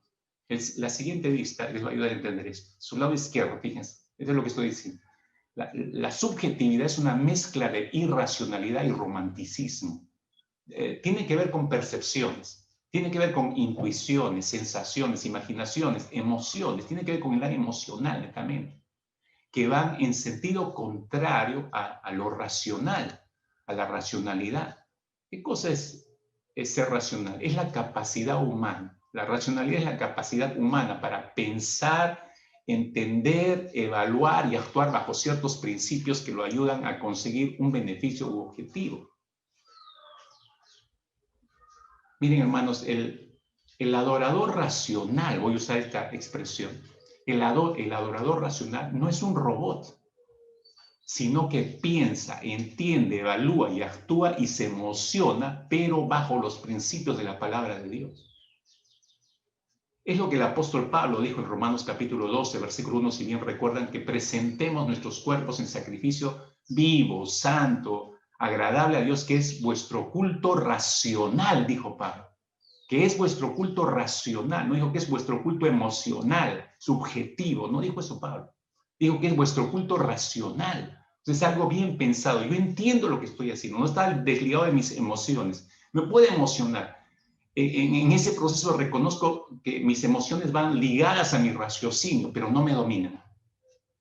No me dominan. Yo estoy en dominio de esas emociones. La petición, fíjese cómo funciona esto en la nación de Israel. La petición de Israel a Aarón en Éxodo capítulo 32, versículo 1. No, la petición de Israel a Aarón, fíjense. Viendo el pueblo que Moisés tardaba en descender del monte, se acercaron entonces a Aarón y le dijeron: levántate, haznos dioses que vayan delante de nosotros. Levántate, haznos dioses que vayan delante de nosotros. Viendo que tardaba, ¿no? ¿Cuánto tiempo había pasado? 40 días. Y no pudieron soportar más. Levántate y haznos dioses que van delante de nosotros, le dijeron a Aarón, ¿no? Ahora, cuando usted lee esa frase, no es de lo más irracional lo que están pidiendo. ¿Quién fue delante de ellos cuando salieron de Egipto? El Señor, porque están pidiendo que vaya delante de ellos un Dios que ellos se hagan a sí mismos. Esto suena irracional, ¿no? No fue Dios el que marchó delante de ellos en todo momento, pero miren, ellos necesitan ver, ellos necesitan tocar, ellos necesitan sentir a Dios. De tal manera que al parecer se emocionaron tanto con el becerro que vieron que construyó Aarón, porque eso se percibe en estos versículos, versículo 4, que todos gritaron, ¿no? Dice, entonces dijeron: Israel, estos son tus dioses que te sacaron de la tierra de Egipto. Se emocionaron muchísimo, están actuando emocionalmente. Y luego vemos ese mismo patrón en el versículo 6, como yo aclaraba esa última frase mortal, que se le madrugaron, se levantaron muy temprano, presentaron sus ofrendas y se sentaron a comer, a beber y se levantaron a regocijarse. Todo esto es emocional, absolutamente emocional. Están eufóricos emocionalmente y están eufóricos emocionalmente hablando hasta el punto del desenfreno, hermanos. Dominados por las emociones. Miren, aplicándolo a nuestro momento actual, porque estamos evaluando nuestro interior. La adoración, hoy en día, la adoración contemporánea tiende a ser dominada por la subjetividad, mis hermanos. Y tiende a ser dominada por la subjetividad, pero se disfraza, esa subjetividad se disfraza con términos bíblicos, obviamente mal interpretados, pero que hacen creer a la gente que están en un contacto con Dios. Frases como, por ejemplo, la presencia de Dios, ¿no? Frases como el poder de Dios, la libertad del Espíritu, las manifestaciones del Espíritu, la unción de Dios. Aquí hay una unción de Dios. Son frases que se han manipulado y se han manejado ilegítimamente para, de manera sensitiva, coronar un servicio, un culto de adoración a Dios de manera subjetiva.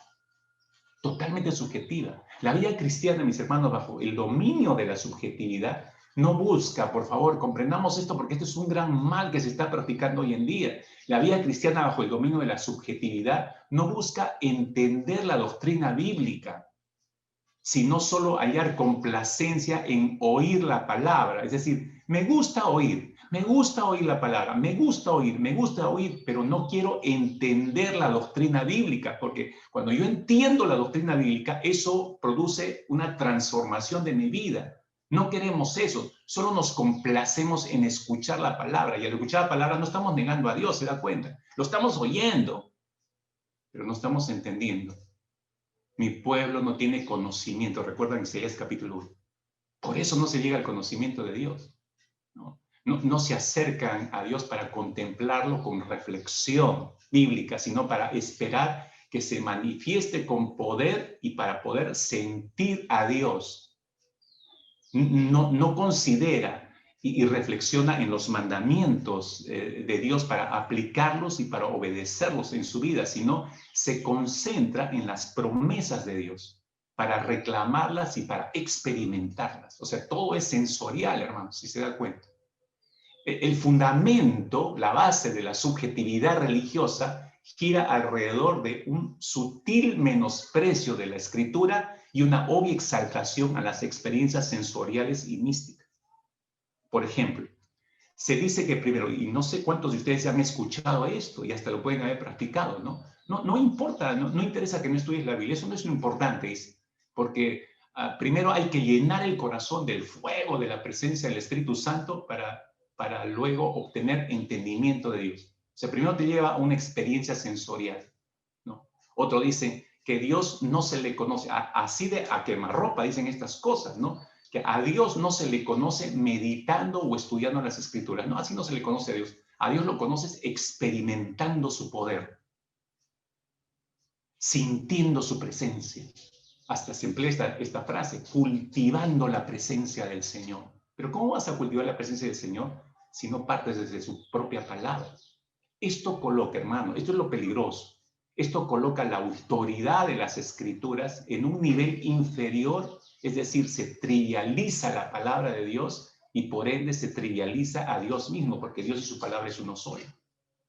Desde mediados del siglo pasado, los cristianos comenzaron ya a tener la tendencia a despreciar el uso de la mente y de exaltar la experiencia irracional, las sensaciones místicas, el romanticismo religioso, y eso dio lugares a expresiones en servicios, en cultos muy extrañas, hermanos, ¿no?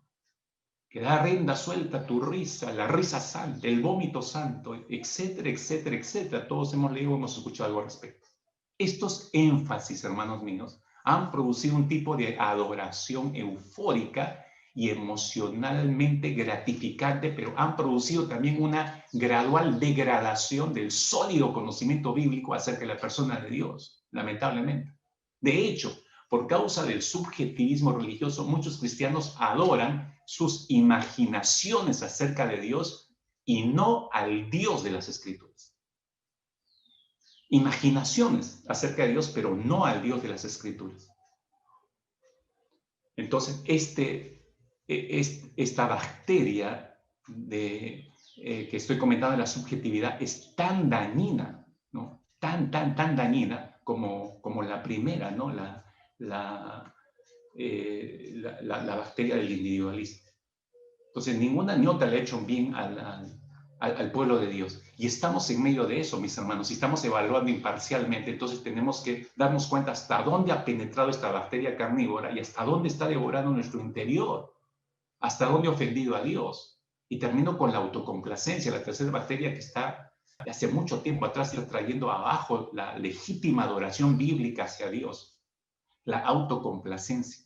Fíjense, regreso al texto de Éxodo capítulo 32, cuando Israel empieza su propio programa y culto de adoración. Ustedes se dan cuenta que Israel, cuando demora, Éxodo 32, cuando demora Moisés, ellos dicen, bueno, hasta aquí llegamos, y arranca, sale su dirigente de adoración, aquí está nuestro programa y nuestro culto de adoración. No, pero Dios dijo, no, este es nuestro programa de adoración ahora. Mientras Moisés recibía las tablas de la ley de Dios, ¿no? El Señor le dice a Moisés que apresure sus pasos, como decía, que descienda al campamento de Israel porque se han corrompido.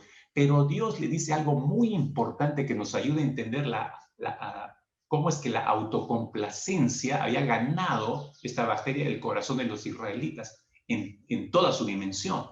Éxodo 32, versículo 8, si ustedes se dan cuenta, le dice Dios, pronto se han apartado del camino que yo les mandé y se han hecho un becerro de fundición y lo han adorado y le han ofrecido sacrificios. Pronto se han apartado del camino que yo les mandé. Esa frase es contundente, mis hermanos. ¿Por qué se han apartado de Dios y de su camino? Porque construyen Están construyendo su propia versión de Dios, su propio camino. Están creando su propio espacio para su propia satisfacción desenfrenada. Mire, capte bien la imagen. Están creando su propio espacio para su propia satisfacción desenfrenada en su propia forma de adoración. Y en ese espacio que están creando, no lo desean a Dios. Se están creando un espacio, mira, acá no Dios. Este es nuestro espacio. Desean que su ídolo creado por ellos mismos reemplace a Dios. Es su forma, en ese espacio crearon hasta un nuevo Dios. Ahí no entra Dios, ahí no lo quieren a Dios. Es la imaginación de su mente que apunta hacia el placer de ellos, no hacia el placer de Dios. ¿Saben cómo se llama eso que estaban haciendo? Autocomplacencia. Autocomplacencia. Y me faltaría el tiempo para decirte cuánto ha ofendido la autocomplacencia a Dios. Nuestra generación tiene como centro al ser humano, hermanos. Démonos cuenta de esto.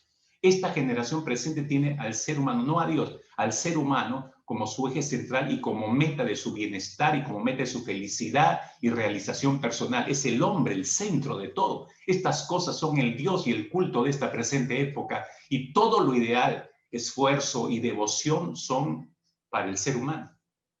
Por ejemplo, un par de ejemplos para que me comprendan. Las mujeres, por ejemplo, hoy en día no quieren más sentirse atadas a sus casas, necesitan autorrealizarse con una profesión.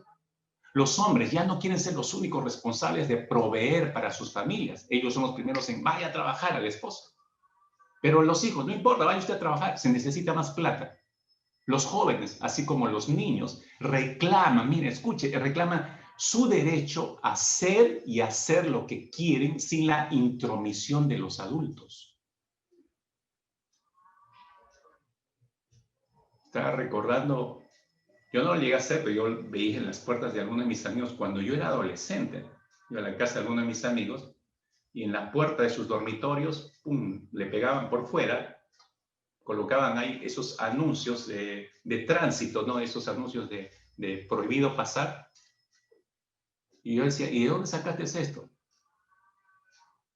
De cualquier esquina se habían robado el anuncio, y para decoración, un tiempo que era un boom, en mi época de adolescente era un boom tener esos avisos, entonces lo pegaban en la puerta. ¿Para qué lo pegaban? Era un preanuncio a los padres, o sea, prohibido padres aquí dentro.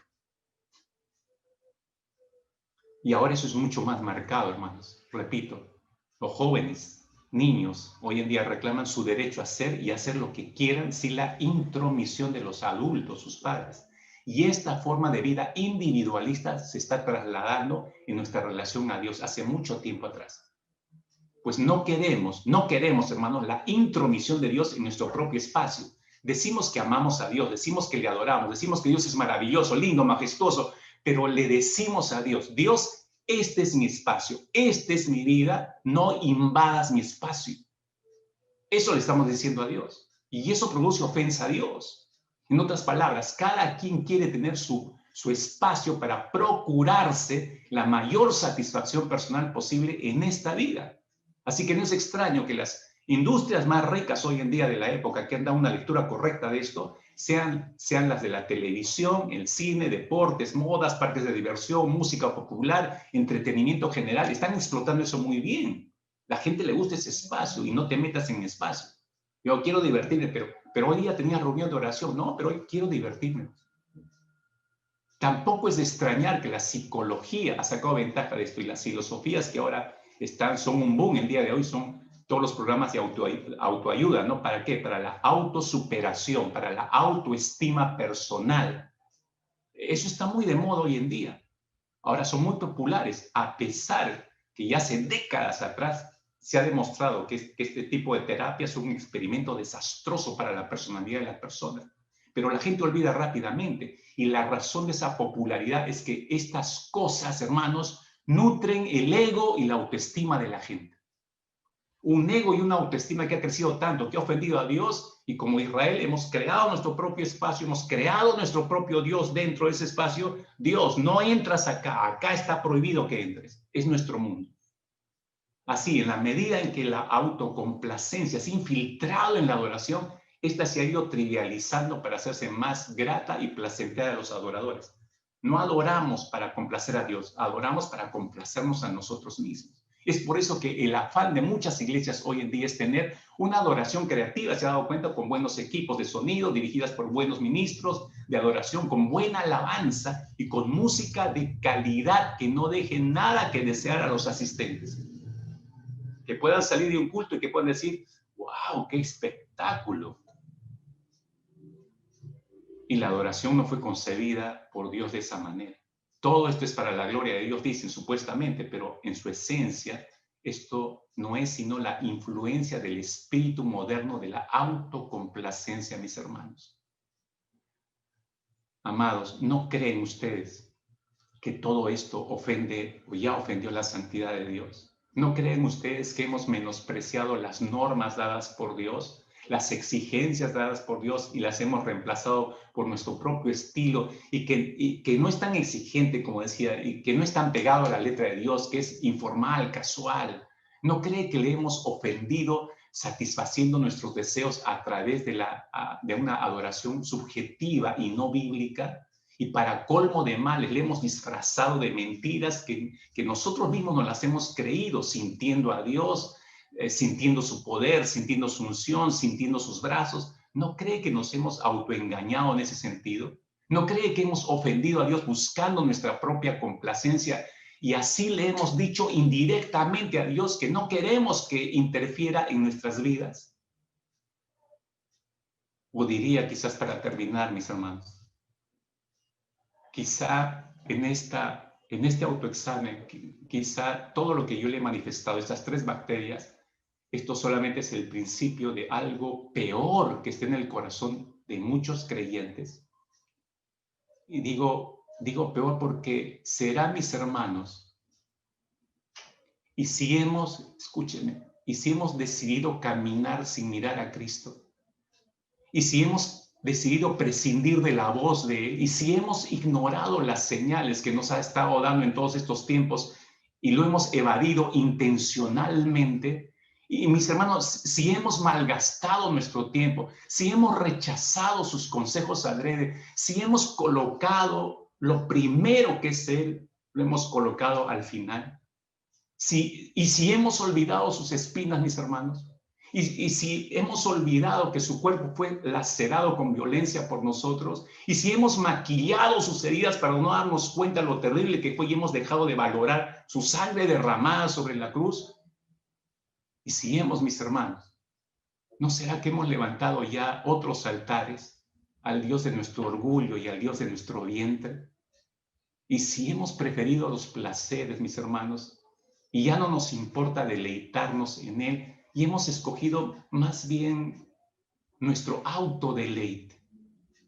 Y si hemos escogido la mentira por último, mis hermanos, por no pensar ni siquiera en esforzarnos, y si hemos reducido las palabras benditas del Señor en simples fragmentos, en pedazos de papel, y si hemos olvidado que Él regresa por segunda vez, y eso hasta su retorno nos parece insignificante, y si hemos menospreciado las bendiciones que recibimos como hijos de Dios, y si todo lo que Cristo hizo hasta acá por ti y por mí lo hemos estimado como nada,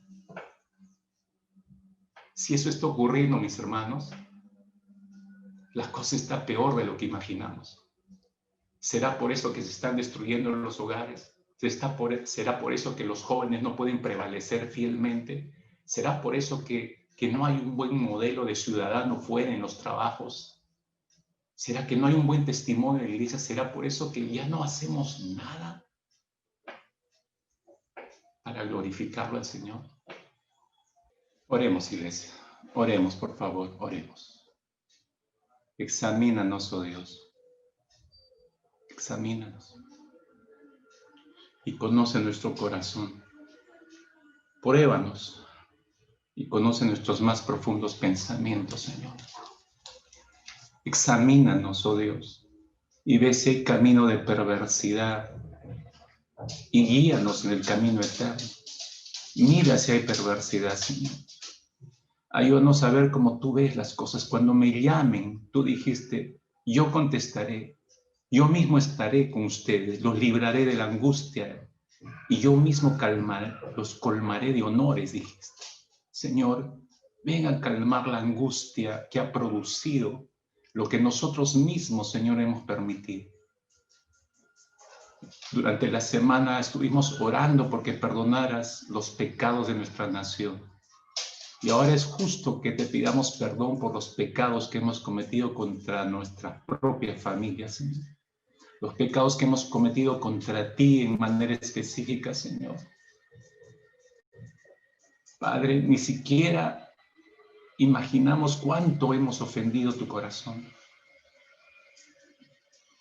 Y reconocemos en esta mañana, Señor, como aquella mujer, hemos restado importancia a las grandes heridas y a las grandes lesiones en lo profundo del alma y en nuestro espíritu que no solamente tenemos, sino que hemos provocado. Y el resultado es, Señor, que esto ha avanzado por todo el ser. Esto es lo que ha producido, Señor, la dureza del corazón de muchos. Esto es lo que ha producido la ruptura, Señor, de relaciones contigo y con sus propias familias en muchos casos. Esto es lo que está produciendo, Señor, que adultos, jóvenes, cualquiera sea la edad, Señor, hayan tomado tal distanciamiento de tu voluntad que solo están buscando el placer propio que buscar complacerte a ti, Señor, que han olvidado tu palabra, que han olvidado tu corazón, que han olvidado el tiempo que se consagraron un día a ti, que olvidaron todo lo que tú dijiste al principio, Señor. Y han vuelto a lacerar tu costado, y hemos vuelto a lacerar tus manos, Señor, y tus pies, y hemos vuelto a colocar otra nueva corona de espinas sobre tu cabeza, Señor. Porque hemos trivializado tu perfecta obra en la cruz, porque hemos menoscabado, Señor, tu perfecta obra en la cruz por nosotros. Perdónanos, Señor. Perdónanos, Señor. Dice que si te llamáramos, tú contestarías, Señor, y hoy te llamamos. Empezamos, Señor, a hacer este llamado. No pensamos que solamente en este tiempo y a través de esta palabra todos hayan sido transformados. Ojalá fuera así, Señor. Ojalá fuera así. Pero sabemos que no es así. A partir de hoy van a empezar batallas muy intensas, Señor, en el corazón de cada quien. Batallas por renunciar a lo que han llegado a amar.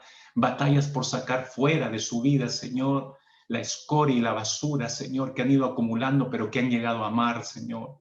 Van a empezar a haber batallas en sus mentes y en sus corazones para desechar los propios ídolos, para abrir aquel espacio cerrado donde no te permitieron entrar, Señor, y donde hace mucho tiempo te sacaron fuera de sus propias vidas, Señor.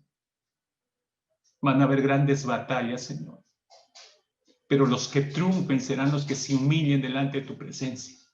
Los que no tengan ningún argumento, Señor, en sus labios para justificar nada errado, equivocado, malvado que hayan cometido, Señor. Porque si confesamos nuestros delitos, tú eres fiel y justo para perdonar. Esa es tu promesa, Señor. Triunfarán los que se aferren a esa promesa, los que la practiquen. Triunfarán los que, como el hijo pródigo, Señor, hagan una evaluación totalmente honesta y se arrepientan y vuelvan y redarguyan y sean transformados, Señor. Entonces habrá vestiduras nuevas, habrá, Señor, vestiduras limpias, habrá sandalias nuevas, habrá anillos sobre el dedo, Señor.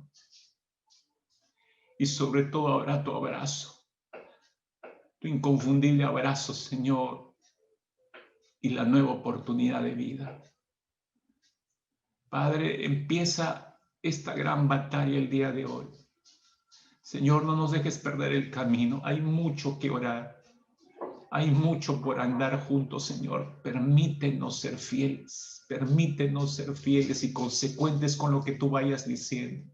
Hoy solo abriste el panorama. Hoy solamente nos ayudaste a evaluar.